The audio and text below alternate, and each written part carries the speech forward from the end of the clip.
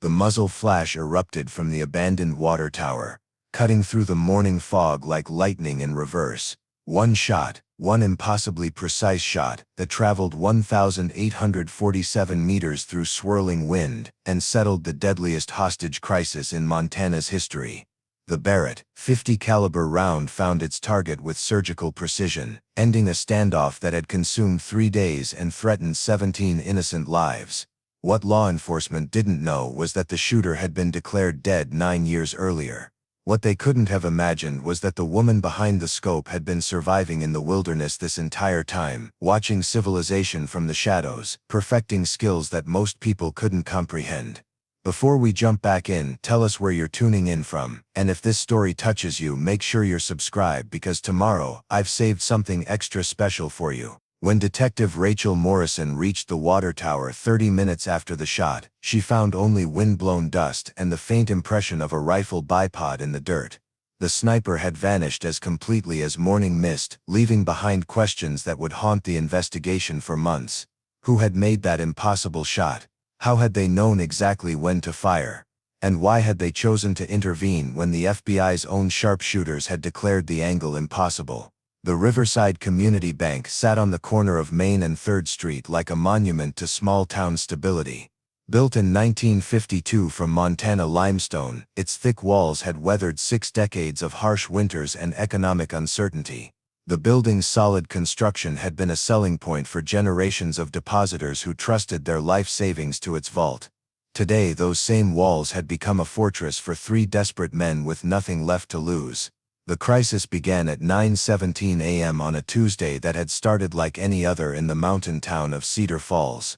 Population 3,847, nestled in a valley where the Clearwater River curved through stands of Douglas fir and lodgepole pine. The kind of place where people left their doors unlocked and the biggest excitement usually came from high school football games or the annual elk hunting season. Margaret Hoffman had been working the early shift at the bank's single-teller window, counting out 20s for Mrs. Patterson's weekly grocery money, when the front door burst open with enough force to rattle the antique brass fixtures. 3 men in military surplus clothing stormed inside, their faces hidden behind mismatched ski masks that looked like they'd been purchased at different gas stations. The tallest of the 3 carried a modified AR-15 with tactical attachments that gleamed under the bank's fluorescent lighting. His companions wielded a pump-action shotgun and what appeared to be a military-issue sidearm. Their movements suggested familiarity with weapons, but their coordination seemed improvised, desperate rather than professional. Margaret's hands trembled as she reached for the silent alarm button beneath her counter, but the man with the rifle spotted the motion immediately. "Don't even think about it, lady," he growled through the knitted fabric covering his mouth. "Nobody moves, nobody dies. This is just business." The bank's morning customers froze in various stages of their routine transactions. Henry Walsh, the retired schoolteacher, had been depositing his pension check at the customer service desk. Julie and Mark Stevens were opening a college fund for their newborn daughter, scattered paperwork spread across the consultation table. Tom Bradley, a local contractor, stood at the ATM with his back to the room, unaware that his day had just taken a catastrophic turn. Bank manager David Chen emerged from his office at the sound of raised voices, his coffee mug still in hand. The ceramic cup shattered against the marble floor as reality registered in his expression. 23 years in banking had prepared him for audits, loan defaults, and difficult customers. Nothing had prepared him for this. "Everyone on the ground, now." The gunman's voice carried the strain of someone operating beyond their comfort zone. "Hands behind your heads, eyes down, nobody plays hero today." The next few minutes unfolded with the surreal quality of a nightmare where familiar spaces become alien landscapes. Margaret found herself pressed against the cold floor tiles, breathing in the scent of industrial cleaner, while her mind raced through emergency procedures she'd never expected to use. The bank's security camera recorded every moment with digital precision, preserving the transformation of ordinary Tuesday morning into something that would haunt this community for decades. Outside, the morning routine of Cedar Falls continued unchanged. Coffee shop baristas prepared lattes for construction workers heading to job sites. School buses navigated residential streets collecting children for another day of classes. The post office processed mail with mechanical efficiency. The town's rhythm remained steady, unaware that 17 lives now hung in the balance 3 blocks away on Main Street. The first indication of trouble came when Patrol Officer Danny Martinez arrived for his weekly coffee at the diner across from the bank. His radio crackled with routine traffic reports and minor infractions, but something about the bank's stillness caught his attention. At 9:30 a.m. on a Tuesday, the building should have shown signs of activity, customers coming and going, staff moving behind the windows, the normal pulse of small-town commerce.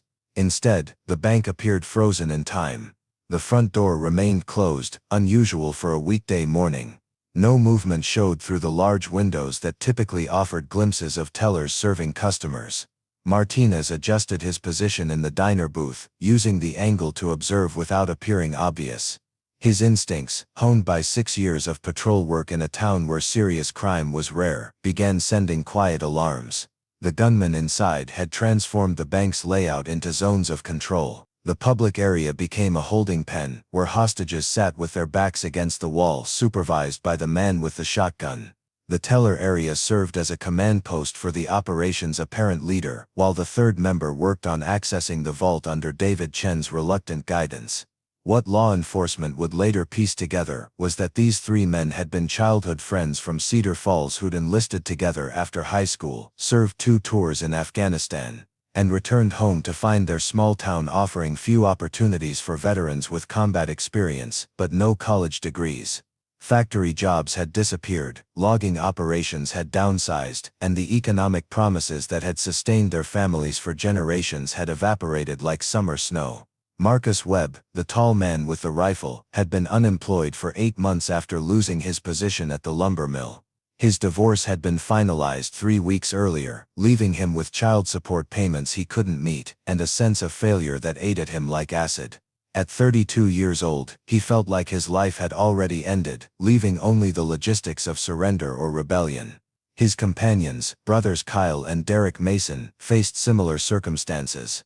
Kyle had been working part-time at the hardware store while waiting for responses to job applications that never came. Derek's attempts to start a construction business had collapsed under the weight of licensing requirements and competition from established companies. Their military training had prepared them for combat, not for the slow-motion defeat of economic irrelevance. The vault door swung open with the mechanical precision of German engineering from an era when banks built their safes to withstand both burglars and nuclear attacks. Derek Mason stepped inside the steel-lined chamber, his eyes adjusting to the artificial lighting that illuminated rows of safety deposit boxes and neat stacks of currency in Federal Reserve bands. What he found disappointed him immediately. Small-town banks in the digital age held far less physical cash than Hollywood had led him to believe. The bulk of the institution's assets existed as electronic entries on computer servers, accessible only through authentication systems that required federal oversight. The neat stacks of 20s, 50s, and 100s that filled his duffel bag represented perhaps $60,000, enough to solve immediate problems, but hardly the fortune that would justify the magnitude of risk they'd undertaken. Meanwhile, Officer Martinez had completed his casual surveillance and reached the uncomfortable conclusion that something was seriously wrong at Riverside Community Bank. His radio call to dispatch was deliberately understated, requesting backup for a possible wellness check, but his tone carried enough concern to alert Sergeant Lisa Campbell to the potential severity of the situation. Campbell had been patrolling the residential district when Martinez's call came through. 15 years of police work in Cedar Falls had taught her to read between the lines of radio communications. Martinez wasn't given to false alarms or unnecessary drama. If he was requesting backup for a wellness check at the bank, something was genuinely amiss. The first units arrived with sirens silent and emergency lights dark, parking strategically around the bank's perimeter to create containment without announcing police presence. The hope was to assess the situation before it escalated into something requiring federal involvement and media attention that would permanently change the character of their community. That hope died when Kyle Mason spotted the patrol cars through the bank's front windows. His panicked shout alerted the other gunmen to law enforcement's arrival, transforming what had been a desperate robbery attempt into a full-scale hostage crisis. Marcus Webb's military training kicked in immediately, his mind shifting from criminal logistics to tactical defense as he positioned hostages to block potential shooting angles. "We've got company," he announced with artificial calm. "Nobody panic, we knew this might happen. We stick to the plan, keep everyone safe, and we all go home tonight." The plan, such as it existed, had been conceived over several nights of drinking and desperation in Kyle Mason's apartment. Three friends who'd survived combat tours by watching each other's backs, now facing civilian battles they couldn't win through conventional means. The bank robbery had seemed like a last resort that might provide enough money to restart their lives somewhere else, somewhere their military skills might translate into economic survival. Outside, the situation escalated with the mechanical precision of law enforcement protocols designed for urban environments and adapted imperfectly to small-town reality. Cedar Falls Police Department had 12 full-time officers and a chief who'd last dealt with a serious felony during the Clinton administration. The response required resources that simply didn't exist locally, triggering a cascade of emergency calls that would bring state police, FBI, and specialized units from as far away as Billings. David Chen, pressed against the bank's interior wall with 16 other hostages, found himself inadvertently positioned as a liaison between the gunman and the growing law enforcement presence outside. His banking experience had taught him to remain calm during difficult conversations, skills that now served him in circumstances no business school had ever addressed. "They're probably just wanting to talk," he told Marcus Webb, trying to project reassurance he didn't feel. "These situations usually resolve peacefully. Everyone wants to go home safe." Webb's laugh carried no humor. "Safe? You think any of this is about safety?" He gestured toward the windows where police cars continued arriving, their numbers suggesting the small-town response was evolving into something much larger. "We crossed that line when we walked through the door." The psychological dynamics inside the bank began shifting as the reality of their situation settled over everyone involved. The hostages experienced the strange intimacy that develops between people sharing extreme circumstances, their normal social boundaries dissolved by shared vulnerability. Margaret Hoffman found herself making eye contact with Julie Stevens, two women from different generations united by the fundamental desire to survive until evening. The gunmen faced their own psychological pressures as adrenaline gave way to the sustained stress of maintaining control over a situation that was spiraling beyond their capabilities. Military training had prepared them for combat against defined enemies in foreign landscapes, not for managing civilians in the hometown where they'd grown up, attended school, and been part of the community fabric. Kyle Mason recognized Mrs. Patterson from the grocery store where his mother had worked for 20 years. Derek had installed plumbing in Tom Bradley's house just 2 summers earlier. These weren't abstract enemies or criminal targets, they were neighbors whose lives had become entangled with their desperation in ways that made violence feel both impossible and inevitable. The first communication attempt came through the bank's landline telephone, its old-fashioned ring cutting through the tension like a church bell. Sergeant Campbell's voice carried the careful neutrality of crisis negotiation training as she identified herself and asked to speak with whoever was in charge. Marcus Webb stared at the phone for several seconds before picking up the receiver. His military communications training had involved radio protocols and tactical coordination, not the delicate psychology of hostage negotiation. "We're not looking for trouble," he said into the phone, aware that every word was probably being recorded for later analysis. "We just need some time to figure this out." Campbell's response was professionally measured. "Marcus, we can give you time. Nobody wants anyone to get hurt today. What do you need to make this work out for everyone?" The use of his name sent a chill through Webb's nervous system. Small-town police work meant everyone knew everyone, but hearing his identity spoken aloud made the situation feel more personal, more real, more likely to end in consequences that would destroy whatever remained of his life. Outside the bank, the law enforcement response continued expanding with each passing hour.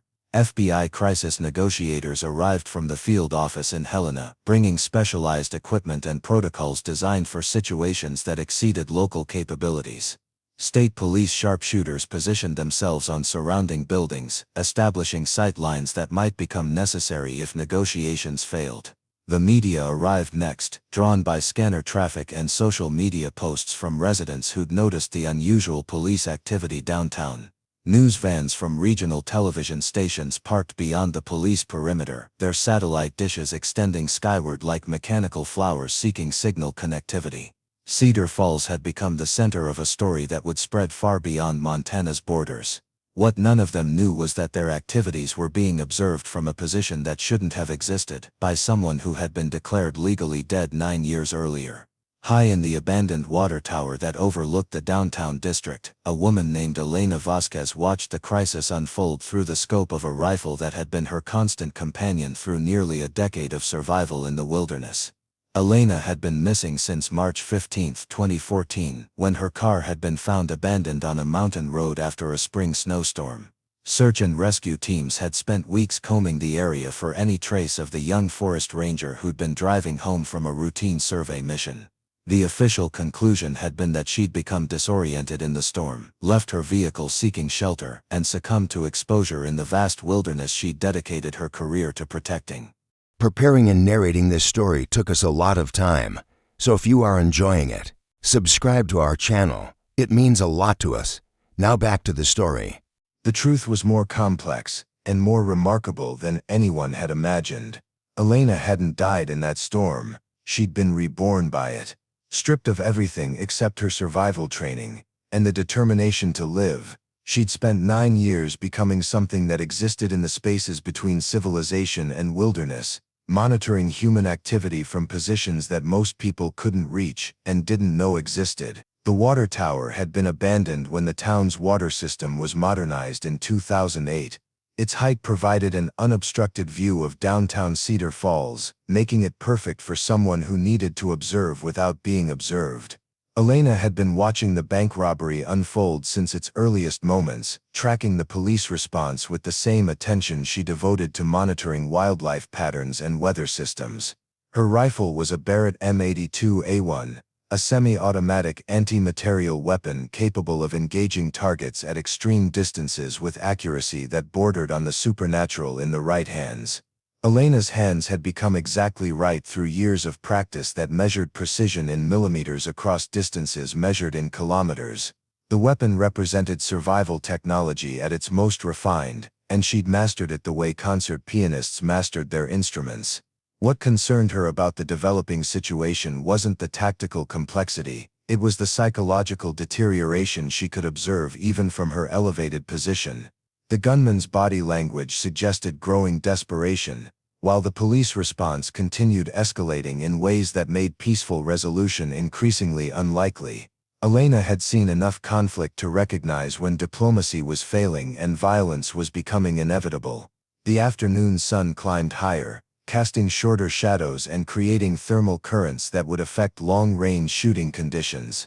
Elena made minute adjustments to her position and equipment, calculating variables that would determine accuracy across nearly 2 kilometers of Montana air. Wind speed, humidity, barometric pressure, and elevation all factored into equations that most people couldn't comprehend, but that meant the difference between success and catastrophe for someone attempting an impossible shot.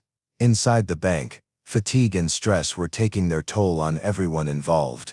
The hostages had been sitting on cold floor tiles for hours, dealing with hunger, thirst, and the physical discomfort of maintaining positions that hadn't been designed for extended occupancy. The gunmen faced their own challenges as adrenaline fatigue set in, and the reality of their situation became impossible to ignore. Marcus Webb had been negotiating with law enforcement for 3 hours, repeating demands that seemed less realistic with each conversation. He wanted transportation out of town, a promise of safe passage, and guarantees that felt increasingly hollow as FBI agents took over communications from local police. The federal presence meant charges that would result in life sentences, assuming they survived long enough for trial. The breaking point came when Derek Mason emerged from the vault area, carrying his disappointingly light duffel bag, and announced that they'd found less than a quarter of what they'd hoped to steal. The risk-to-reward ratio had been unacceptable from the beginning, and now it appeared they'd destroyed their lives for an amount of money that wouldn't even cover their legal fees. "This whole thing was stupid," Derek said, his voice carrying the exhaustion of someone who'd finally accepted defeat. "We should just give up now, take whatever deal they offer, and hope for the best." Webb's response was immediate and angry. "Give up. After everything we've been through, after what this country did to us when we came home." His grip tightened on the rifle, knuckles white against the weapon's black polymer stock. "We finish what we started." The psychological dynamics that had been building for hours finally reached critical mass. Webb's leadership, based on military rank and force of personality, began fragmenting under the pressure of circumstances that had no clear exit strategy. Kyle Mason sided with his brother's suggestion of surrender, while Webb remained committed to a course of action that seemed certain to end in violence. Elena watched this development through her scope, reading body language and positioning with the expertise of someone who'd spent years observing human behavior from concealment. The grouping inside the bank was deteriorating in ways that suggested the situation would reach a violent conclusion within the next hour.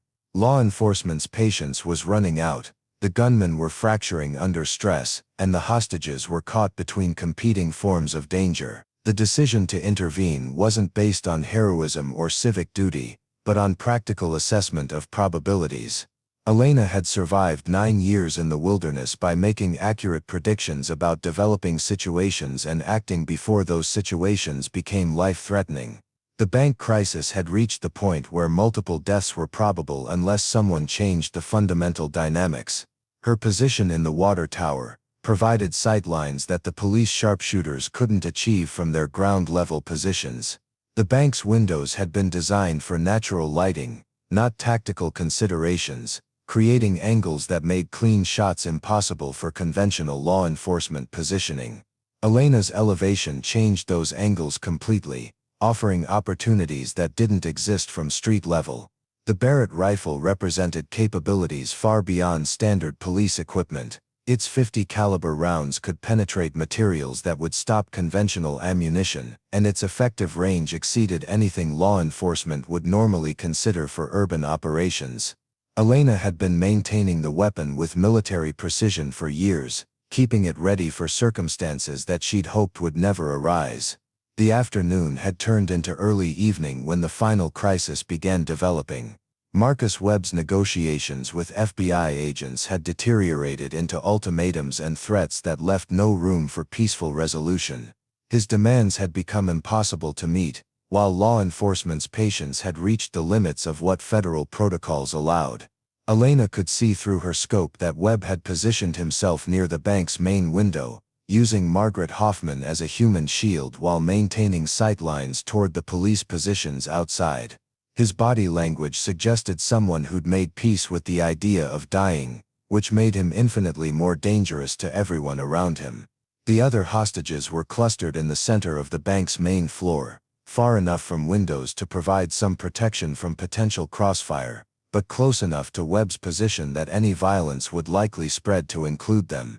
The tactical situation had become a nightmare scenario where any conventional police response would almost certainly result in civilian casualties.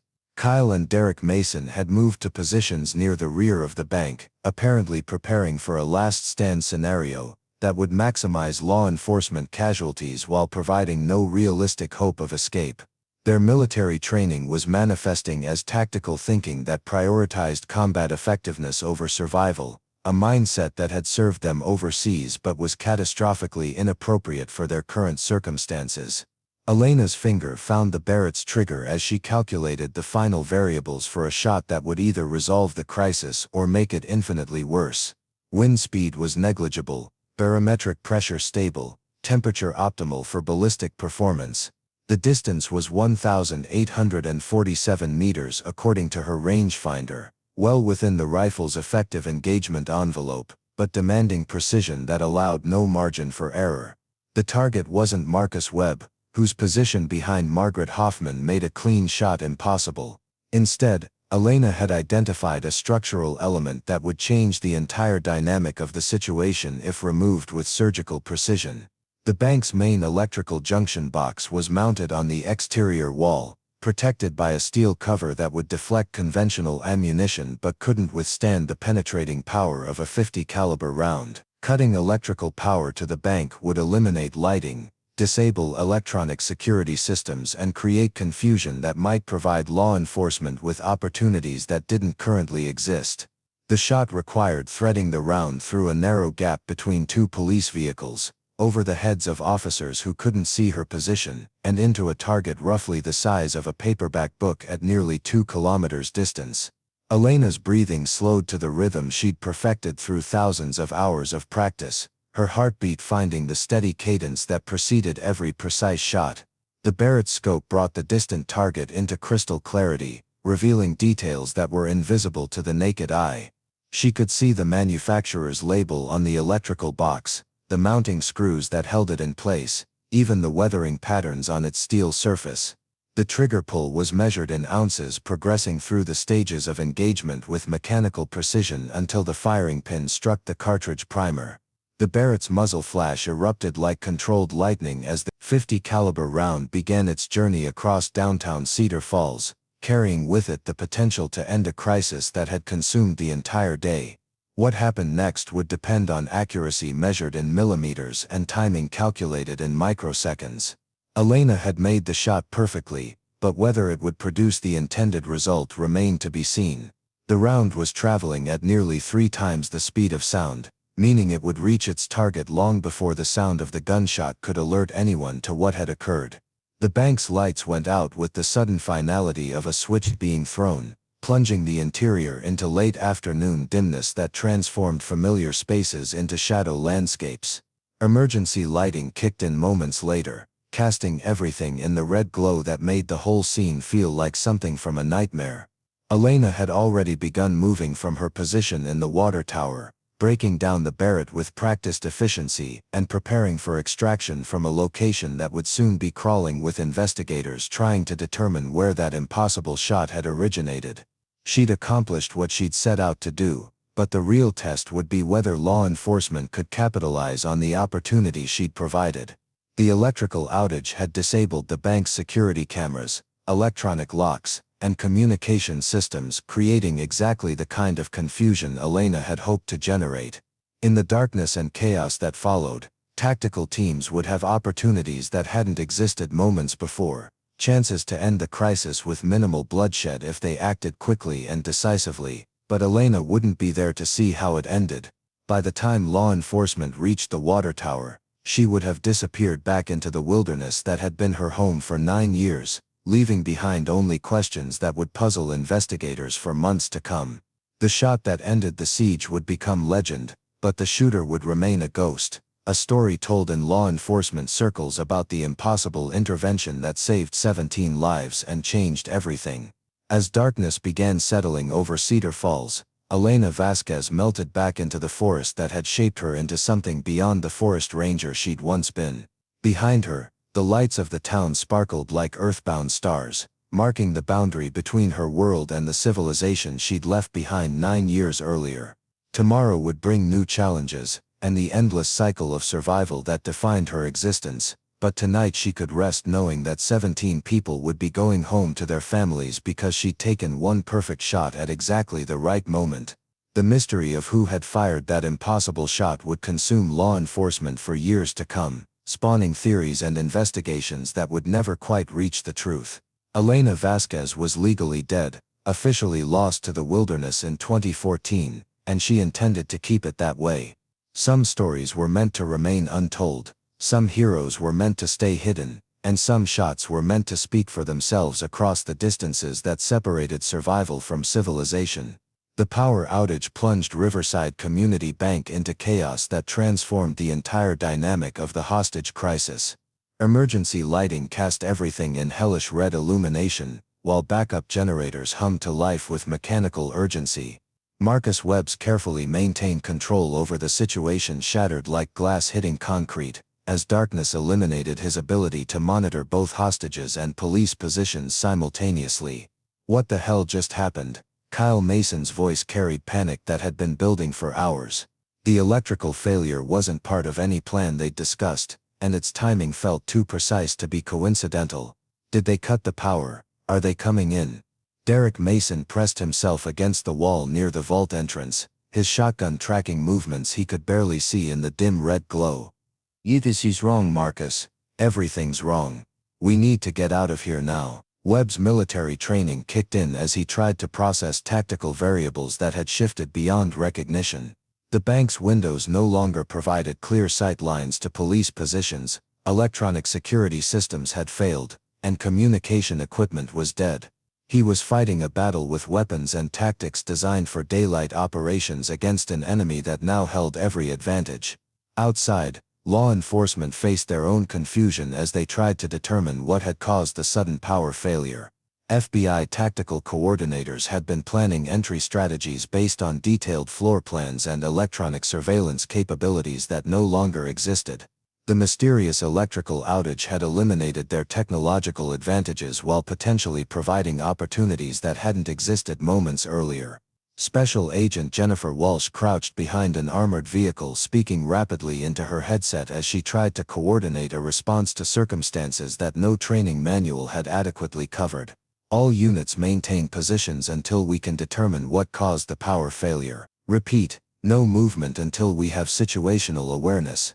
The shot that had disabled the bank's electrical system had come from an angle that seemed geometrically impossible. Walsh's tactical team had positioned spotters on every building within effective rifle range, but none of them had detected muzzle flash or sound signature that would indicate sniper activity. The precision required to hit such a small target from an unknown position suggested capabilities that exceeded standard law enforcement expectations. Detective Rachel Morrison had been studying the downtown area through binoculars when the power went out, trying to identify potential sniper positions that might threaten the tactical team. The water tower had been on her list of structures to investigate, but its height and abandoned status had made it seem unlikely for use by anyone except maintenance workers who hadn't been near the building in years. Now Morrison found herself reconsidering assumptions about what was possible and who might be capable of making such an intervention. The electrical junction box had been hit with surgical precision that eliminated building systems without causing collateral damage to surrounding structures. Whatever weapon had been used possessed accuracy capabilities far beyond standard police equipment. Inside the bank, Margaret Hoffman pressed herself against the cold floor tiles while trying to understand how darkness had somehow made their situation both better and worse simultaneously. Webb's frantic attempts to maintain control suggested the power outage had been as much a surprise to the gunman as to everyone else, but his unpredictability made him more dangerous rather than less. "Everyone stay exactly where you are," Webb shouted into the red-tinted darkness. "Nobody moves without permission. Nobody tries anything stupid. This changes nothing." But it changed everything, and everyone in the bank could feel the shift even if they couldn't articulate what had occurred. The careful balance of power that had kept the situation stable for hours had been disrupted by forces none of them understood. The darkness created opportunities and threats that hadn't existed in daylight, making every sound and movement potentially significant. Henry Walsh, the retired teacher, had spent his career managing classroom dynamics that could shift from order to chaos with frightening speed. He recognized the signs of authority under pressure, the way Webb's voice carried strain that hadn't been present during earlier negotiations. The gunman was losing control of variables he'd never really controlled, and desperation was replacing whatever strategic thinking had guided his actions. Julie Stevens clutched her husband's hand in the darkness, both of them thinking about the daughter they'd been planning to take to the park after finishing their banking business. The college fund paperwork scattered across the consultation table represented dreams and futures that felt impossibly distant in the red emergency lighting. Their mundane Tuesday morning had become something from a nightmare, and the power outage suggested it was far from over. Tom Bradley had been in enough construction sites to understand electrical systems and the complexity involved in targeting specific components from external positions. Someone had deliberately disabled the bank's power with precision that required intimate knowledge of building infrastructure and weapons capabilities that exceeded anything he'd encountered in civilian life. The question wasn't what had happened but who possessed the skills to make it happen. FBI negotiator Patricia Holbrook maintained her position at the command post while trying to re-establish communication with the subjects inside the bank.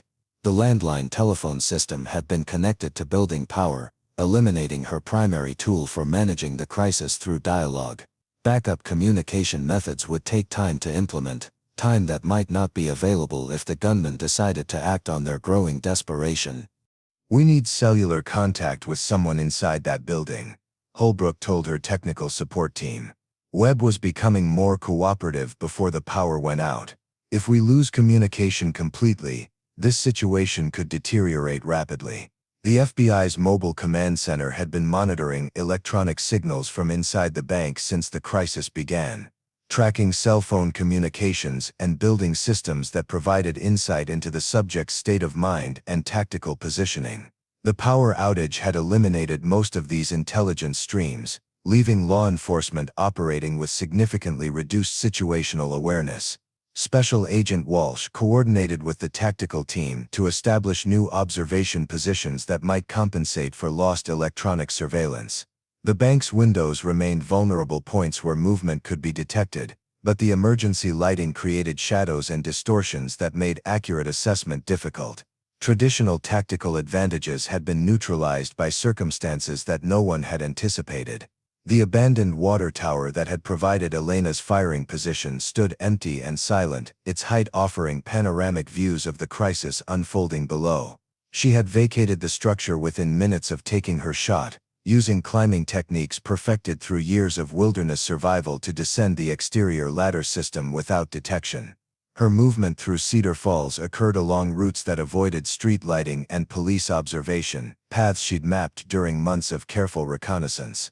Elena's knowledge of the town's infrastructure came from her previous life as a forest ranger, when her duties had included coordinating with municipal services on matters affecting wilderness access and emergency response. She'd studied building plans, utility systems, and communication networks as part of her professional responsibilities, never imagining that information would become survival tools in circumstances like these. The Barrett rifle had been disassembled and cached in a location that law enforcement would never think to search, hidden among supplies she'd accumulated during 9 years of living off the grid. Her movements through the downtown area resembled those of a large predator navigating human territory, staying in shadows and using natural cover to avoid detection while maintaining awareness of developing threats. Her intervention in the bank crisis hadn't been motivated by heroism or civic duty, but by practical calculations about probable outcomes. Elena had observed enough conflict to recognize when situations were approaching points of no return, and her tactical assessment suggested the hostage crisis would end in multiple casualties unless someone changed the fundamental dynamics. The electrical shot had been designed to create opportunities for peaceful resolution, not to escalate violence. But human behavior under extreme stress rarely followed logical patterns, and Elena's monitoring of police radio frequencies suggested the power outage might have created as many problems as it solved. The gunman's communications had become increasingly agitated, while law enforcement struggled to adapt tactical plans to circumstances they hadn't anticipated. Her single shot had set events in motion that could evolve in directions she couldn't predict or control. Inside the bank, David Chen attempted to maintain his role as informal liaison between the gunman and hostages despite the chaos created by the power failure. His banking experience had taught him to project calm authority during difficult situations, skills that seemed inadequate for managing armed desperation in red emergency lighting. The careful psychological balance that had kept everyone alive for hours was fracturing under pressures that exceeded human tolerance levels. "Marcus, we need to think about what comes next," Chen said carefully, trying to make eye contact with Webb in the dim illumination. "The power outage means communication systems are down, but it also means law enforcement can't monitor what's happening inside here. Maybe that creates opportunities we didn't have before." Webb's response revealed how thoroughly the situation had deteriorated beyond his ability to manage. "Opportunities? You think losing power gives us opportunities?" His grip on the rifle had tightened to the point where his knuckles showed white against the weapon's dark surfaces. "They're probably planning to rush us right now, using the darkness for cover." The psychological pressure of maintaining alertness under extreme stress for extended periods was taking its toll on everyone involved. Webb had been functioning on adrenaline and determination for hours, but human physiology couldn't sustain that level of activation indefinitely. Fatigue was compromising his judgment while paranoia was replacing strategic thinking, creating conditions where minor incidents could trigger catastrophic responses. Kyle Mason had moved to a position near the bank's rear entrance, his nervous energy manifesting as constant movement that created shadows and sounds in the emergency lighting. His military training had emphasized the importance of maintaining situational awareness, but the power outage had reduced visibility to the point where every noise could represent approaching threats or innocent environmental factors. "I can't see anything back here," Kyle reported to his brother and Webb. "If they're planning to come through the rear door, we won't know until they're already inside." Derek Mason's position near the vault provided a different perspective on their tactical situation. The bank's design had been optimized for customer service and security against traditional threats, not for defense against law enforcement assault teams using modern equipment and techniques. Their improvised fortress was vulnerable from multiple directions, and the power outage had eliminated early warning systems they'd been relying on. The hostages found themselves caught between competing dangers as the gunmen's stress levels continued escalating. Webb's paranoia was making him more likely to perceive innocent movements as threats, while the Mason brothers were positioning themselves for combat that seemed increasingly inevitable. 17 civilians who'd begun the day thinking about routine banking transactions were now calculating survival odds in a situation that grew more dangerous with each passing minute. Margaret Hoffman had worked at the bank long enough to understand its layout even in darkness, knowledge that might become important if opportunities for escape developed. The building's design included emergency exits that weren't immediately visible to casual observers, routes that staff used for safety drills that customers never saw. But reaching those exits would require moving through areas controlled by increasingly desperate gunmen. The psychological dynamics that had developed over hours of shared crisis were beginning to break down under the additional stress of darkness and uncertainty. Hostages who'd maintained careful cooperation were starting to consider individual survival strategies, while the gunmen faced growing pressure to make decisions that could determine whether anyone in the building survived the night. Outside, law enforcement was implementing contingency plans designed for situations where standard negotiation and surveillance techniques had been compromised. Thermal imaging equipment could detect human heat signatures through the bank's walls, providing some insight into positioning and movement patterns. But the technology wasn't precise enough to distinguish between hostages and subjects, limiting its tactical value for planning entry strategies. Special Agent Walsh coordinated with local utilities to understand the electrical failure that had transformed the crisis. The damage pattern suggested targeted intervention rather than accidental system failure, but determining who had the capability and opportunity to make such a precise shot from an unknown position required investigation resources that weren't immediately available. "We need structural engineers to assess the building's vulnerabilities," Walsh told her team coordinators. "If someone can hit electrical systems with that kind of precision, they might be able to target other infrastructure elements. We need to understand what else might be vulnerable."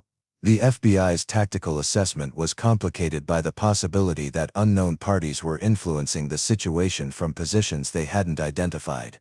Traditional law enforcement planning assumed control over external variables, but the electrical intervention suggested capabilities that exceeded standard criminal or terrorist profiles.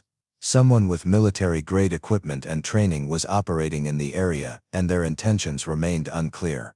Detective Morrison continued studying the water tower through binoculars, noting architectural features that would make it suitable for long-range shooting. The structure's height provided unobstructed sight lines to downtown area, while its abandoned status meant access wouldn't be monitored or restricted. But reaching the tower would require climbing skills that eliminated most potential users. Her radio crackled with reports from patrol units investigating other potential sniper positions throughout Cedar Falls. The town's compact layout meant effective rifle ranges from elevated positions were limited, but several buildings offered sight lines that could support precision shooting by someone with appropriate training and equipment. The search was expanding to include structures that hadn't been considered tactically significant. Inside the bank, Webb's attempts to maintain communication with law enforcement were frustrated by the communication system's failure. His military experience had taught him the importance of controlling information flow during crisis situations, but the power outage had eliminated his ability to monitor external developments or influence law enforcement decision-making through negotiation. "They cut our communications deliberately," he told the Mason brothers, his paranoia finding explanations that supported his worldview. They want us isolated, unable to coordinate or call for help. This is preparation for assault. The spiral into tactical thinking was consuming Webb's ability to consider alternatives that didn't involve violence. His military training had been designed for combat situations where enemies were clearly defined and objectives were achieved through superior firepower and tactical execution. The bank crisis required different skills that emphasized de-escalation and compromise, approaches that conflicted with everything his experience had taught him about survival under pressure. Kyle Mason's position near the rear door was becoming increasingly important as the tactical situation evolved. His nervous energy had been channeled into maintaining observation of potential approach routes, but the emergency lighting created shadows that could conceal movement until law enforcement personnel were within a few feet of the building. The psychological pressure of watching for threats he couldn't clearly see was affecting his judgment and reaction times. Movement outside, Kyle reported, though his voice carried uncertainty about what he'd actually observed. Something near the dumpster area, maybe 50 feet out. Derek Mason shifted his position to support his brother's observation while maintaining coverage of the vault area where their stolen money remained packed in duffel bags that seemed increasingly irrelevant to their survival. The financial motivation that had initiated their crime was being overwhelmed by tactical considerations that would determine whether they lived long enough to face prosecution. The hostages remained pressed against the bank's interior walls, listening to increasingly agitated communications between gunmen who seemed to be losing their grip on both the situation and reality. Henry Walsh recognized the signs of group dynamics under extreme pressure, the way leadership could fragment when faced with circumstances that exceeded planning and preparation. Webb's authority was eroding as his responses became less rational and more driven by fear. Julie Stevens found herself calculating distances to potential cover positions, thinking about her newborn daughter and the desperate need to survive until she could hold her child again. The college fund paperwork that had brought her to the bank represented dreams for a future that felt impossibly distant in the red emergency lighting. Her husband Mark's hand provided the only stable point in a situation that seemed to be spiraling toward violence. Tom Bradley's construction experience had taught him to recognize when situations were approaching structural failure points, whether in buildings or in human systems under pressure. The gunman's communications suggested they were reaching psychological limits that could trigger unpredictable responses. His survival instincts were warning him to prepare for sudden movement, whether toward cover or toward escape opportunities that might develop. David Chen continued his attempts to project calming authority despite growing evidence that rational discourse was losing effectiveness. His banking career had involved managing difficult customers and stressful situations, but nothing had prepared him for the psychological dynamics of armed desperation under crisis conditions. The power outage had eliminated familiar reference points that might have supported continued negotiation. The emergency lighting will maintain basic safety systems, Chen told Webb, trying to provide information that might reduce paranoia. Bank buildings are required to have backup power for essential functions. We're not completely cut off from outside communication. But his words carried less conviction than he'd intended, and Webb's response suggested paranoid thinking was overwhelming rational assessment of their circumstances. The power outage had been precisely targeted in ways that suggested capabilities beyond standard law enforcement procedures, raising questions about who was involved and what their ultimate objectives might be. Elena's position had shifted to a concealed observation post approximately 800 meters from the bank, where she could monitor the developing situation without risking detection by law enforcement personnel who were expanding their search perimeter. Her 9 years of wilderness survival had taught her to remain invisible in environments where detection could be fatal, skills that translated effectively to urban concealment despite different terrain and threat patterns. Her radio equipment allowed monitoring of law enforcement communications, providing insight into tactical planning and response coordination that wasn't available to the gunmen inside the bank. The FBI's confusion about the electrical intervention was evident in their radio traffic, with multiple theories being discussed but no clear understanding of who had the capability to make such a precise shot from an undetected position. Elena's assessment of the situation suggested the power outage had created a temporary pause in escalation, but underlying pressures were continuing to build toward a violent conclusion. The gunman's psychological deterioration was accelerating under the additional stress of darkness and uncertainty, while law enforcement was preparing contingency plans that assumed negotiation had failed. Her single intervention had bought time but hadn't addressed the fundamental dynamics driving the crisis. The Barrett rifle remained cached in a position that provided rapid access if circumstances required additional intervention, but Elena preferred to avoid direct involvement unless absolutely necessary for preventing civilian casualties. Her survival in the wilderness had depended on minimizing exposure and avoiding unnecessary risks, principles that applied equally to her current situation despite the urban environment. Her knowledge of small-town law enforcement capabilities suggested Cedar Falls Police Department lacked the resources and training necessary for resolving a complex hostage crisis without federal assistance. The FBI's involvement had brought professional expertise but also institutional approaches that prioritize procedure over flexibility. The combination of local confusion and federal protocols was creating delays that might allow the situation to deteriorate beyond peaceful resolution. The psychological profile of the gunman suggested military veterans struggling with economic displacement and social isolation, circumstances that Elena understood from her own experience with institutional abandonment. Her years in the wilderness had been precipitated by similar feelings of disconnection from civilian society, though her coping mechanisms had involved withdrawal rather than violence. The bank robbery represented a different response to comparable pressures, one that threatened innocent lives while addressing none of the underlying problems. Webb's communications with his companions were becoming increasingly dominated by tactical planning for scenarios that assumed law enforcement assault rather than continued negotiation. His military training was providing frameworks for analysis, but those frameworks had been designed for combat situations where objectives were achieved through superior violence rather than compromise and surrender. "They're going to come through multiple entry points simultaneously," Webb explained to the Mason brothers, his voice carrying certainty that wasn't supported by actual intelligence about law enforcement intentions. "Standard tactical doctrine calls for coordinated assault to overwhelm defensive positions."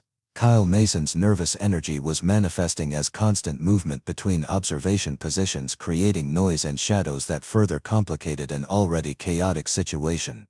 His military experience had emphasized the importance of maintaining situational awareness, but the emergency lighting created visual conditions that made accurate threat assessment nearly impossible. Every sound could represent approaching law enforcement or innocent environmental factors. Derek Mason found himself torn between loyalty to his companions and growing recognition that their situation had deteriorated beyond any possibility of acceptable resolution. The money in his duffel bag represented perhaps $60,000, an amount that might have addressed immediate financial pressures but hardly justified risking life sentences or violent confrontation with federal law enforcement. "Maybe we should consider their offer," Derek said quietly, referring to earlier negotiation attempts that had included discussion of surrender terms. "We could walk out of here alive, deal with whatever charges they bring. Fighting them isn't going to end well for anyone." Webb's response revealed how completely military thinking had displaced rational cost-benefit analysis. "Surrender means life in prison. Combat means we have a chance to escape and continue fighting on our own terms.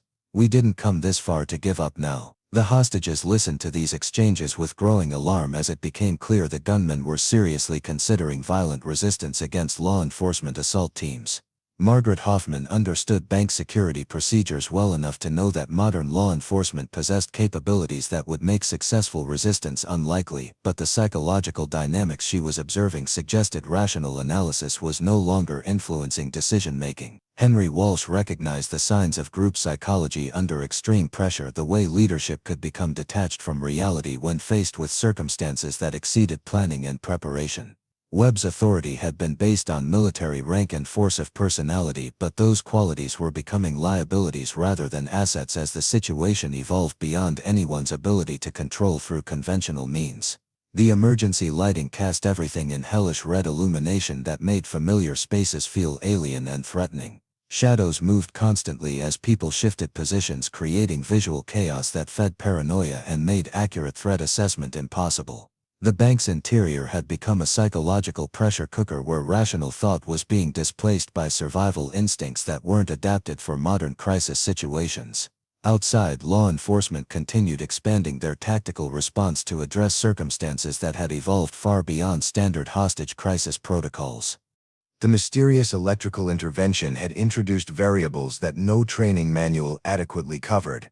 While the gunman's military background suggested capabilities that exceeded typical criminal profiles, Special Agent Walsh found herself coordinating resources from multiple agencies while trying to develop strategies for situations that had no clear precedent. The Tactical Command Center buzzed with controlled urgency as FBI forensic specialist Dr. Amanda Richardson studied ballistic data that defied conventional explanation. The electrical junction box showed entry wounds consistent with .50 caliber ammunition fired from extreme range, but trajectory analysis suggested an impossible firing position.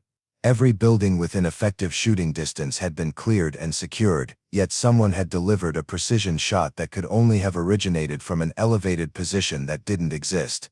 The angle of impact indicates a firing position approximately 1,800 meters northeast of target, Richardson reported to Special Agent Walsh. That puts the shooter somewhere in the vicinity of the old water tower. But our teams have confirmed that structure is empty and shows no signs of recent access. Walsh studied the topographical map spread across the command vehicle's table, tracing sight lines and calculating distances with growing frustration. The water tower had been abandoned for over a decade, its access ladder rusted and unstable according to municipal records. Yet ballistic evidence pointed inexorably toward that impossible position as the origin point for a shot that had transformed the entire crisis. "Get a team up there anyway," Walsh ordered, "full forensic investigation. If someone made that shot, they left traces we can find." Detective Morrison had already reached the same conclusion independently, approaching the water tower's base with the methodical caution of someone who'd learned to trust evidence over assumptions. The structure rose nearly 200 feet above the surrounding terrain, its cylindrical steel frame weathered by decades of Montana winters. The external ladder showed signs of corrosion that would make climbing dangerous for anyone without specialized equipment and training. But Morrison's examination of the ground around the tower's base revealed subtle disturbances in the soil pattern that suggested recent activity. Boot prints had been carefully obscured, but compression patterns in the earth indicated someone had used this area as a staging point within the past few hours. The prints were small, suggesting a lightweight individual with knowledge of tracking countermeasures. Higher up the tower's frame, Morrison discovered evidence that contradicted the structure's abandoned status. Steel rungs showed wear patterns inconsistent with decade-old rust, while paint scratches indicated recent contact with climbing equipment. Someone had been using this tower regularly, accessing it with gear and techniques that left minimal trace evidence. "Command, this is Morrison," she radioed to the tactical center. "I'm finding indicators of regular access to the water tower. Whoever made that shot didn't just climb up here today. They've been using this position for extended surveillance." The implication sent ripples through the law enforcement response as investigators realized they were dealing with someone who'd been operating in their area undetected for an unknown period. The precision shot wasn't an isolated intervention but evidence of capabilities that suggested long-term preparation and intimate knowledge of local terrain and infrastructure. Elena had observed Morrison's investigation from a concealed position 800 meters away, using optical equipment to monitor law enforcement activities without exposing herself to detection. The detective's methodical approach impressed her, demonstrating attention to detail that exceeded typical small-town police capabilities. Morrison was finding evidence that most investigators would have missed, suggesting backgrounds and training that went beyond standard law enforcement preparation. The forensic examination would eventually reveal traces of Elena's presence, but she'd implemented countermeasures designed to create confusion rather than concealment. False trail markers led in multiple directions, equipment signatures suggested military hardware that hadn't been available to civilian purchasers, and timing indicators were deliberately contradictory. Anyone analyzing the evidence would conclude that multiple individuals with different capabilities had used the site, making accurate profiling nearly impossible. Elena's 9 years of wilderness survival had begun on March 15, 2014, when her Forest Service vehicle had been found abandoned on Highway 191 during a late-season snowstorm.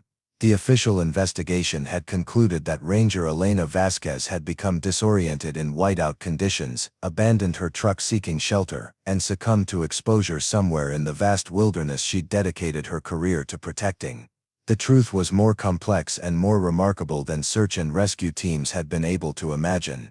Elena hadn't died in that storm, she'd been transformed by it into something that existed in the spaces between civilization and wilderness, monitoring human activity while remaining completely invisible to the society she'd once served. The transformation hadn't been immediate or voluntary. Elena's disappearance had been precipitated by circumstances that made returning to civilian life impossible, events that had occurred during what was supposed to be a routine survey mission in the Beartooth Mountains. Her Forest Service duties had included monitoring wilderness areas for illegal activities, from poaching and drug cultivation to unauthorized military training operations that used federal land without permission. On March 12, 2014, Elena had discovered evidence of activities that went far beyond typical wilderness violations. Hidden in a remote valley accessible only by helicopter or extreme hiking, she'd found a training facility that shouldn't have existed on federal land. Military-style structures, weapons ranges and equipment caches suggested operations that required federal authorization and oversight that clearly wasn't being provided. Her investigation had revealed connections between the unauthorized facility and defense contractors operating under classified government programs. The training site was being used to prepare personnel for operations that didn't officially exist, using techniques and equipment that violated numerous federal statutes. Elena's documentation of the facility had included photographs, GPS coordinates, and detailed reports that would have exposed activities worth hundreds of millions of dollars in black budget allocations. The three men responsible for facility security had discovered Elena's surveillance on March 14, initiating a pursuit that had led to the highway where her vehicle was eventually found. But Elena had escaped into terrain she knew better than anyone, carrying evidence that could destroy careers and expose operations that powerful people needed to remain hidden forever. Her choice had been simple: return to civilization and face elimination by people with unlimited resources and no legal constraints, or disappear completely into wilderness areas where she possessed every advantage over any pursuit. Elena had chosen survival, abandoning her identity and accepting exile from human society in order to remain alive long enough to find safe ways to expose what she'd discovered. The winter of 2014 had tested survival skills that Elena had been developing since childhood, when her grandfather had taught her traditional hunting and wilderness techniques passed down through generations of their family. Her Forest Service training had provided additional capabilities, while her personal interest in long-range shooting had developed into expertise that few people could match under ideal conditions. Surviving 9 Montana winters in wilderness conditions had required constant adaptation and learning, developing capabilities that went far beyond standard outdoor recreation or even military survival training. Elena had become something unprecedented, a human adapted to long-term wilderness existence while maintaining technological capabilities that allowed monitoring of civilization from complete concealment. Her equipment had been acquired through careful planning and patient accumulation, using cached resources and occasional careful acquisitions from sources that couldn't trace her activities back to her presumed death. The Barrett rifle represented the culmination of years of preparation, a weapon system that provided capabilities unavailable through conventional channels but essential for her unique circumstances. Elena's survival strategy had involved establishing multiple base camps throughout the region, each stocked with supplies and equipment necessary for extended operations. Her knowledge of federal land management had allowed her to identify locations that wouldn't be disturbed by routine maintenance or recreational use, creating a network of safe positions that could support indefinite wilderness existence. The psychological adaptation had been more challenging than physical survival, requiring Elena to accept isolation that most people couldn't endure for weeks, much less years. Her solution had been to maintain purpose through continued monitoring of activities that had originally driven her into exile, documenting evidence and waiting for opportunities to expose the truth without risking her own elimination. Her intervention in the bank crisis represented the first time in 9 years that Elena had directly involved herself in human affairs, a decision driven by tactical assessment rather than emotional connection. The hostage situation had been approaching a violent conclusion that would result in multiple civilian deaths, circumstances that her moral framework couldn't tolerate when she possessed capabilities to prevent tragedy. But her shot had also exposed her existence to law enforcement investigation that threatened the anonymity essential for her continued survival. Federal agencies now knew someone with extraordinary capabilities was operating in the area, initiating searches and surveillance programs that would make future concealment significantly more difficult. Inside the bank, Marcus Webb's psychological deterioration was accelerating as the power outage stretched beyond any timeframe that supported his conspiracy theories about law enforcement tactics. The darkness had eliminated his ability to monitor external developments, while radio silence suggested communication breakdowns that exceeded standard negotiation protocols. His military training provided frameworks for tactical analysis, but those frameworks assumed access to intelligence that was no longer available. "They're preparing for assault," Webb told the Mason brothers with conviction that wasn't supported by actual evidence. The power cut was preparation for coordinated entry from multiple positions. "We need to establish defensive positions that can hold them off long enough to negotiate better terms." Kyle Mason's nervous energy had been channeled into constant movement between observation positions, but the emergency lighting created visual conditions that made accurate threat assessment impossible. His military experience had emphasized the importance of maintaining situational awareness, but current circumstances provided information that was contradictory and incomplete. Every shadow could conceal approaching law enforcement or represent innocent environmental factors. Derek Mason found himself questioning the fundamental assumptions that had led them to this point, wondering if their financial desperation had driven them to make decisions that no rational analysis could support. The money in his duffel bag represented perhaps 2 years of modest living expenses, hardly enough to justify risking life sentences or violent confrontation with federal law enforcement agencies that possessed unlimited resources and legal authority.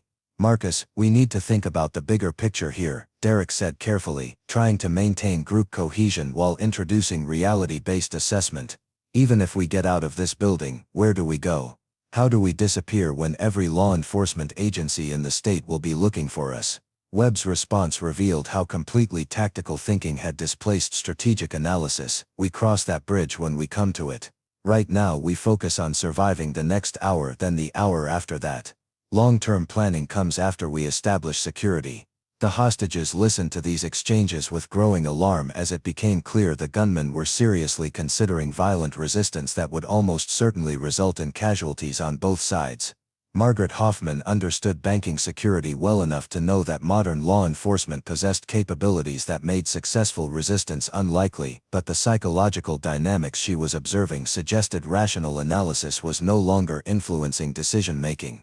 David Chen attempted to maintain his role as intermediary, using his banking experience to project calm authority despite circumstances that exceeded any crisis management training he'd received. His previous career challenges had involved difficult customers and regulatory compliance issues, not armed desperation in life or death situations where communication skills meant the difference between peaceful resolution and violence. "The longer we can maintain dialogue, the better the eventual outcome for everyone," Chen told Webb, trying to emphasize mutual interests rather than conflicting positions.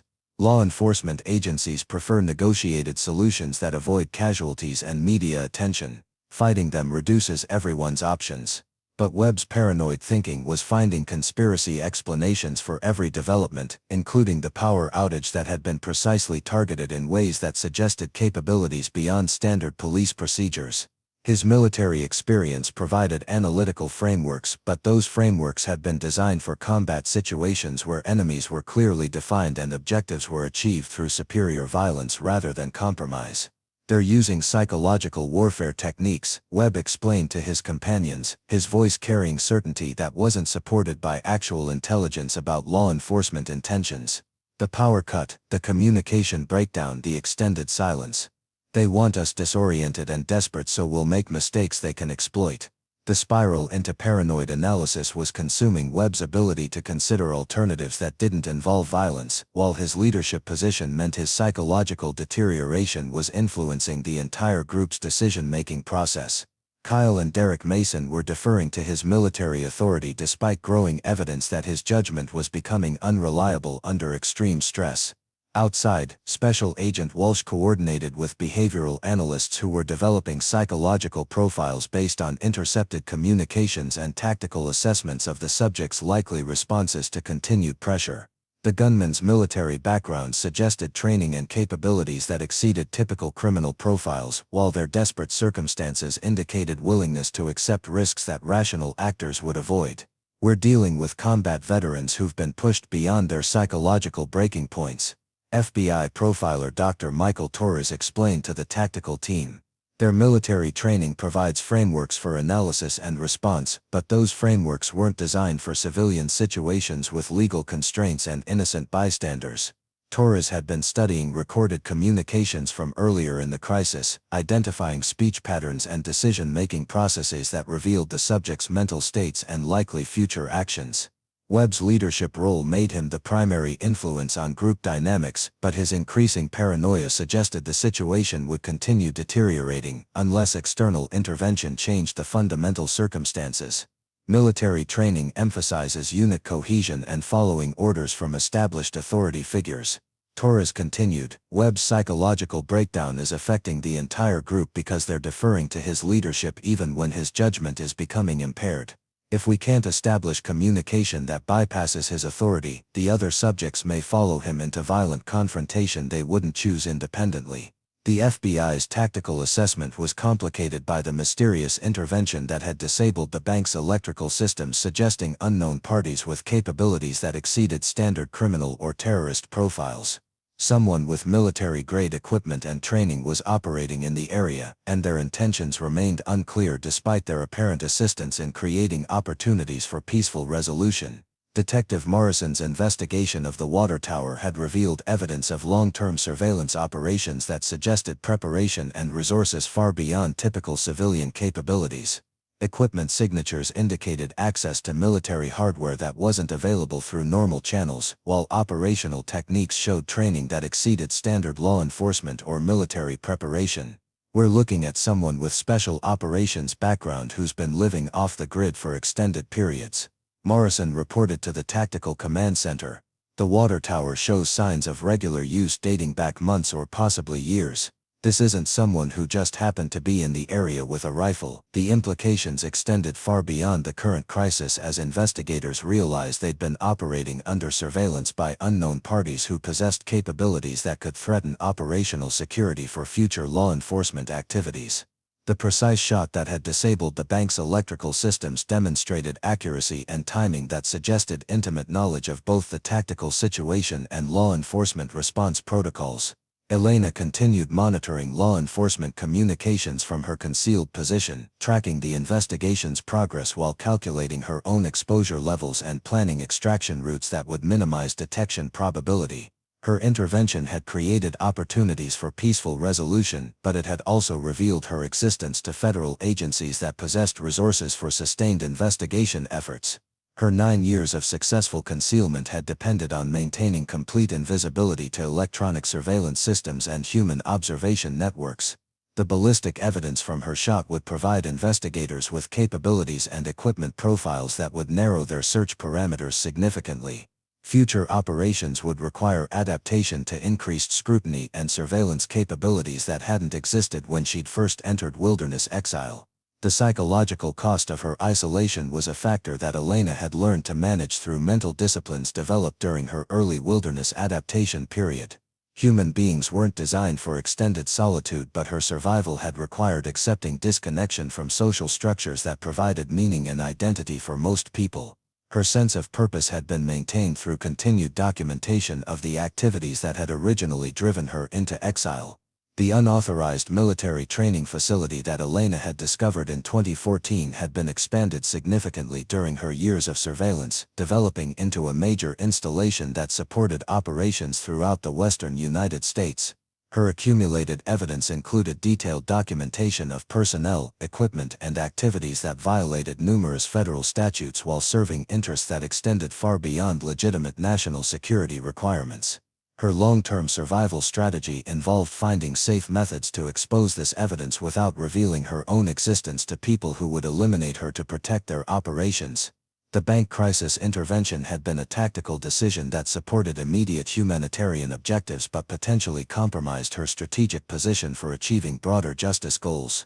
Elena's relationship with the wilderness had evolved during 9 years of adaptation from reluctant refugee to something approaching natural predator, developing capabilities that allowed her to thrive in environments that would kill most people within days. Her knowledge of regional terrain, weather patterns and wildlife behavior had reached levels that exceeded professional rangers and military survival specialists. Her equipment network included cached supplies distributed throughout hundreds of square miles of federal wilderness positioned to support extended operations regardless of seasonal conditions or external threats.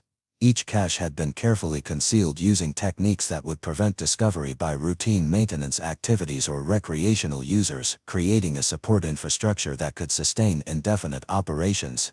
The Barrett rifle represented only one component of capabilities that Elena had developed for scenarios requiring direct intervention in human affairs. Her primary weapons were stealth and patience, allowing her to gather intelligence and document evidence while remaining completely invisible to surveillance efforts that had consumed significant federal resources over multiple years.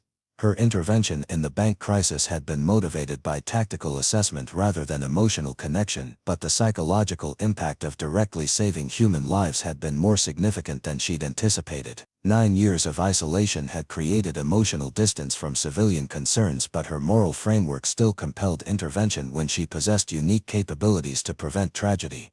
The investigation that would follow her shot would consume law enforcement resources that could have been directed toward exposing the unauthorized military operations that represented her primary mission objective. Elena found herself calculating whether saving 17 lives in immediate crisis justified compromising longer-term efforts to expose systemic corruption that threatened democratic institutions on a national scale. Her decision-making process had been simplified during wilderness adaptation to focus on immediate survival requirements rather than complex moral calculations that couldn't be resolved through direct action. The bank crisis had forced her to confront ethical frameworks that had been dormant during years of patient intelligence gathering and evidence accumulation. The forensic examination of the water tower would eventually reveal traces of her presence that would provide investigators with capabilities and equipment profiles, but Elena had implemented countermeasures designed to create confusion rather than simple concealment. Multiple false trail indicators would suggest different individuals with varying capabilities, making accurate profiling difficult while consuming investigation resources that might otherwise be directed more efficiently. Her extraction from the immediate area had been planned and rehearsed during months of preparation for scenarios that might require rapid movement to alternative base camps.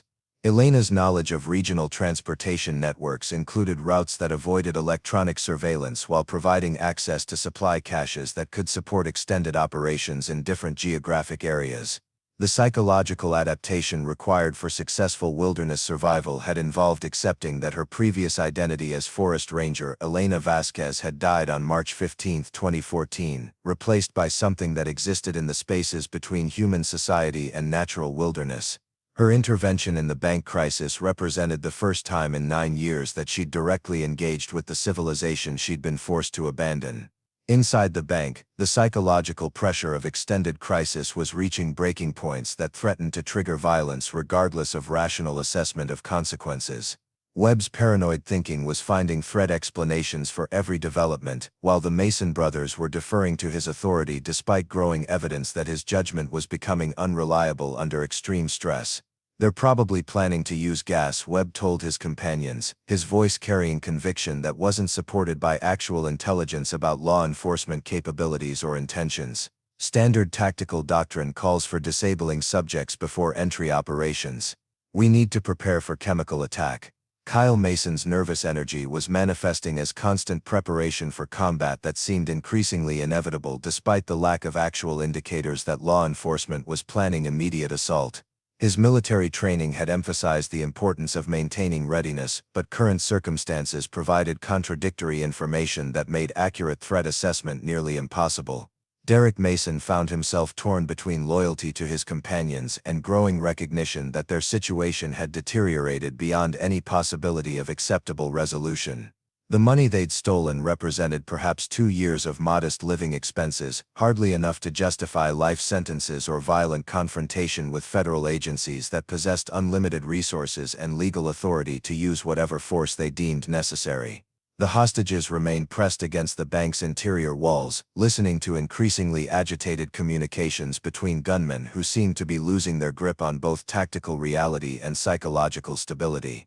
Margaret Hoffman recognized the signs of group dynamics under extreme pressure, the way rational decision-making could be overwhelmed by paranoid thinking and military training that wasn't appropriate for civilian crisis situations.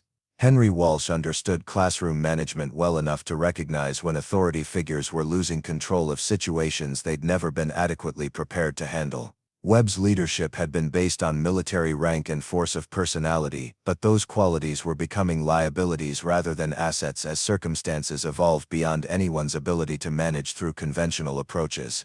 The emergency lighting continued casting everything in hellish red illumination that made familiar spaces feel alien and threatening, feeding paranoia while making accurate assessment of external developments impossible. The bank's interior had become a psychological pressure cooker where survival instincts were displacing rational thought processes that might have supported peaceful resolution. Julie Stevens found herself calculating survival probabilities for herself and her husband, thinking about their newborn daughter and the desperate need to live long enough to return home safely. The college fund paperwork scattered across the consultation table represented dreams for a future that felt impossibly distant in current circumstances, but provided motivation for enduring whatever came next. Tom Bradley's construction experience had taught him to recognize structural failure points in both buildings and human systems under pressure, and the signs he was observing suggested catastrophic breakdown was approaching rapidly. The gunmen's communications indicated they were reaching psychological limits that could trigger unpredictable responses to minor provocations or perceived threats. David Chen continued attempting to project calming influence despite growing evidence that rational discourse was losing effectiveness with subjects whose thinking had become dominated by paranoid military analysis rather than practical assessment of available options. His banking experience had involved managing difficult situations, but nothing had prepared him for armed desperation under crisis conditions that exceeded normal human tolerance levels. The breakthrough came when Derek Mason's cell phone buzzed with an incoming message that somehow penetrated the bank's communications blackout. The text displayed a number he didn't recognize, but the words stopped his heart cold. Elena Vasquez, Forest Service, March 2014. I know what you found in the mountains. Derek's hands trembled as he showed the message to his brother Kyle, both men recognizing the name from news reports they'd followed obsessively 9 years earlier. Elena Vasquez had been the forest ranger who'd disappeared during a winter storm, whose search and rescue operation had consumed weeks of regional resources before being officially called off. Her presumed death had been front-page news in every Montana newspaper. That's impossible, Kyle whispered, staring at the phone screen. She's been dead for 9 years. We read about the search. They never found a body because there was nothing left to find. But Derek remembered details that his brother had forgotten, connections that suddenly made terrifying sense in their current circumstances.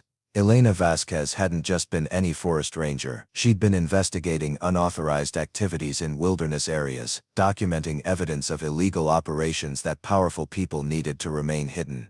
Her disappearance had coincided with the closure of several military contractor investigations that had been making uncomfortable progress toward exposing black budget operations. Marcus Webb snatched the phone from Derek's hands, reading the message with growing paranoia that transformed into something approaching recognition. His own military service had included deployments that officially didn't exist, operations funded through appropriations that Congress never saw, and conducted by personnel who weren't supposed to be where they were doing what they were doing. Whoever sent this knows about the facility, Webb said quietly, his voice carrying implications that chilled everyone within earshot. They know what we discovered up there, what we were told to forget, what they said would disappear from our records if we kept our mouths shut. The unauthorized military training site that the three men had stumbled across during a hunting trip 2 years earlier had been the beginning of their transformation from struggling veterans to desperate criminals. They'd been sworn to secrecy by men who carried federal credentials and made threats that extended to their families, their future employment prospects, and their continued existence in civilized society.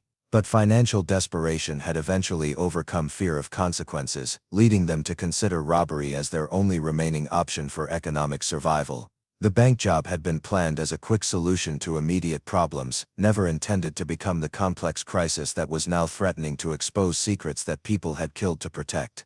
Elena's second message arrived 30 seconds later, this time including GPS coordinates and a detailed description of the facility that only someone with intimate knowledge could have provided. She knew about the underground bunkers, the weapons caches, the personnel training programs that violated international law, and the funding sources that connected everything to defense contractors operating beyond congressional oversight. She's been watching, Webb realized with dawning horror. All these years, she's been out there documenting everything, gathering evidence that could destroy the entire operation. That's why they couldn't find her body. She never died. The psychological impact of this revelation was immediate and catastrophic for the gunmen's already fragile mental states. Their robbery had been motivated by desperation born from being abandoned by the system they'd served, but Elena's survival suggested that resistance to that system was possible in ways they'd never imagined. Someone had found a way to fight back against forces that seemed invincible. Outside the bank, FBI forensics teams had completed their analysis of the water tower evidence, confirming that someone with extraordinary capabilities had been operating from that position for extended periods.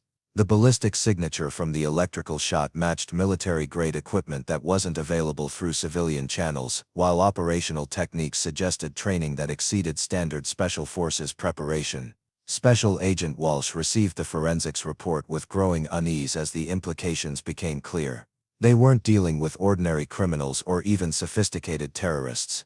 Someone with intelligence community background was operating in their jurisdiction, possessing capabilities that could threaten national security operations while demonstrating precision that bordered on the supernatural. The shot that disabled the electrical system was fired from 1,900 meters in variable wind conditions, Dr. Richardson reported. The accuracy required for that intervention suggests capabilities that maybe a dozen people in the world could achieve. We're looking at someone with elite military sniper training and years of additional practice under field conditions. Detective Morrison had discovered additional evidence during her expanded search of the area around the water tower, finding equipment caches that suggested long-term surveillance operations targeting multiple locations throughout Cedar Falls. The caches contained supplies for extended field operations, communication equipment and documentation materials that indicated systematic intelligence gathering over periods measured in years rather than months. Whoever's been operating here has been monitoring our entire community, Morrison reported to the Tactical Command Center. This isn't just about the bank crisis, they've been watching everything, documenting activities, gathering evidence for purposes we don't understand. The scope of the surveillance network was becoming clear as investigators discovered that Elena had been monitoring not just law enforcement activities but also the 3 veterans who'd become bank robbers. Her intelligence gathering had included detailed profiles of Marcus Webb, Kyle Mason and Derek Mason, tracking their financial struggles, their growing desperation, and their planning for criminal activities that she'd apparently anticipated. Elena's third message to Derek's phone included an ultimatum that changed everything. You have 1 hour to surrender peacefully.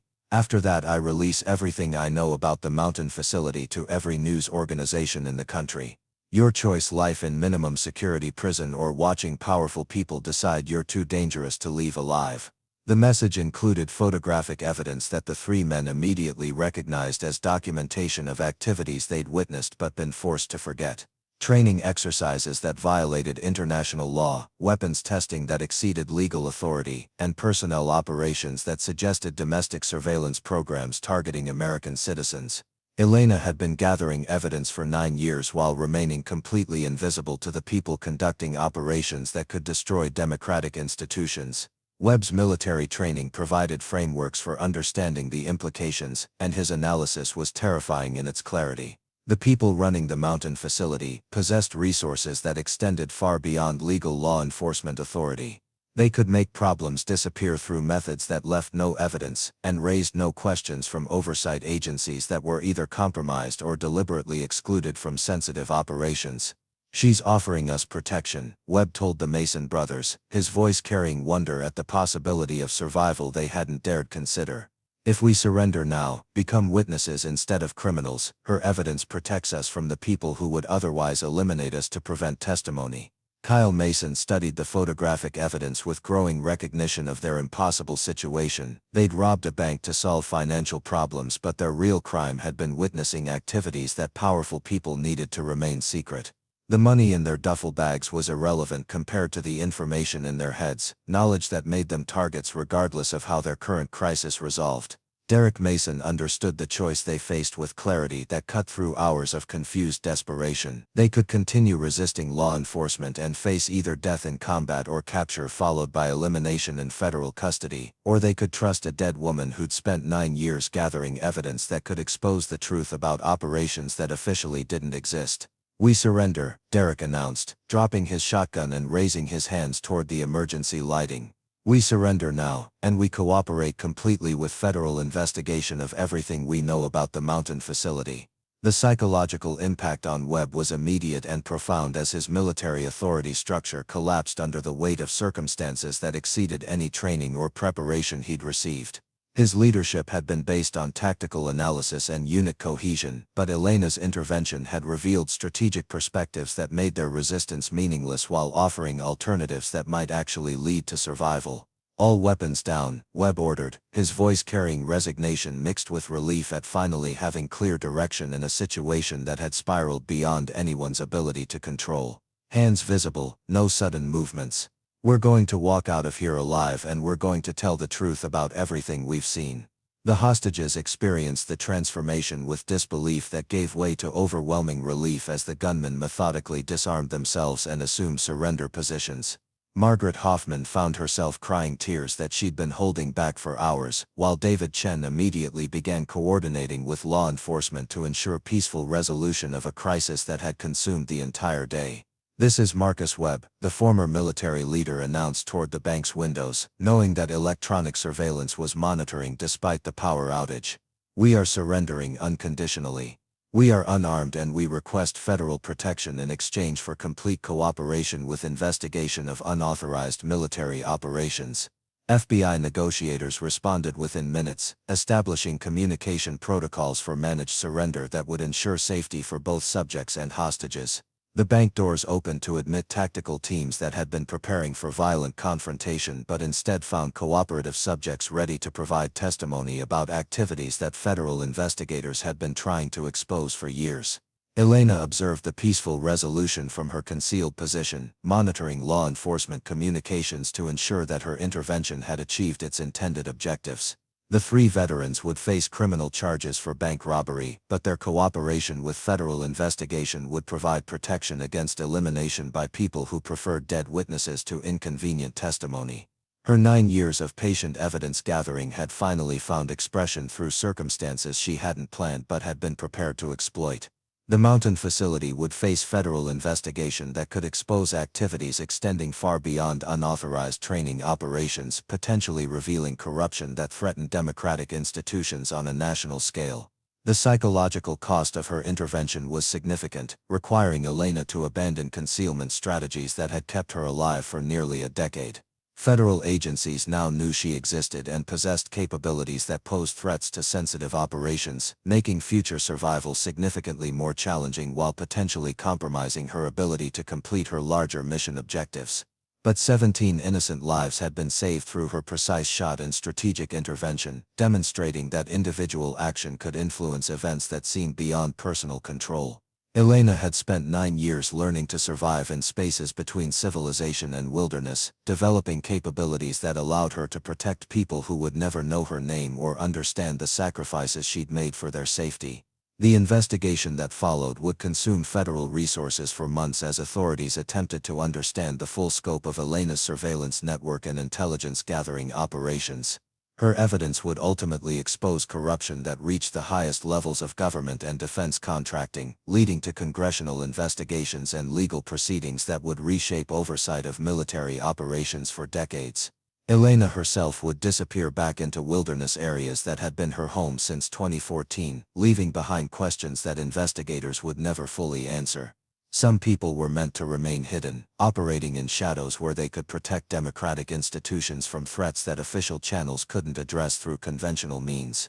The bank robbery that had begun as desperate crime born from economic abandonment had become the catalyst for exposing systematic corruption that threatened the foundations of American democracy. 3 struggling veterans had found protection through cooperation with federal investigation, while 17 hostages had returned safely to families who would never fully understand how close they'd come to tragedy. Elena Vasquez continued her existence in the spaces between human society and natural wilderness, watching civilization from positions that most people couldn't reach and didn't know existed. Her intervention in the Cedar Falls crisis had demonstrated that individual action could influence events that seemed beyond personal control, proving that heroism often emerged from the most unexpected sources in the most impossible circumstances. The mystery of her survival would inspire investigations and theories for years to come, but Elena preferred to remain a ghost story told in law enforcement circles about the impossible shot that ended a siege and changed everything. Some heroes were meant to stay hidden, some stories were meant to remain untold, and some people were meant to exist in the margins where they could protect others without seeking recognition or reward. The Barrett rifle was cached in a new location deep in wilderness areas that federal search teams would never think to investigate, ready for circumstances that Elena hoped would never arise but remain prepared to address if duty demanded intervention. She'd learned to survive in conditions that would kill most people within days, developing capabilities that allowed her to thrive in environments where detection could be fatal. Her mission continued in silence and patience, monitoring activities that threatened democratic institutions while remaining completely invisible to surveillance efforts that had consumed significant federal resources over multiple years. Elena Vasquez had died officially on March 15, 2014, but something more dangerous and more dedicated to justice had emerged from that wilderness storm to watch over people who would never know her name. The bank robbery that should have ended in tragedy had become a victory for truth over power, demonstrating that individual courage could overcome institutional corruption when combined with patience, preparation, and perfect timing. Cedar Falls would remember the day when an impossible shot ended a siege, but they would never know the woman who'd spent 9 years preparing for exactly that moment. Up next, you've got 2 more standout stories right on your screen. If this one hit the mark, you won't want to pass these up. Just click and check them out.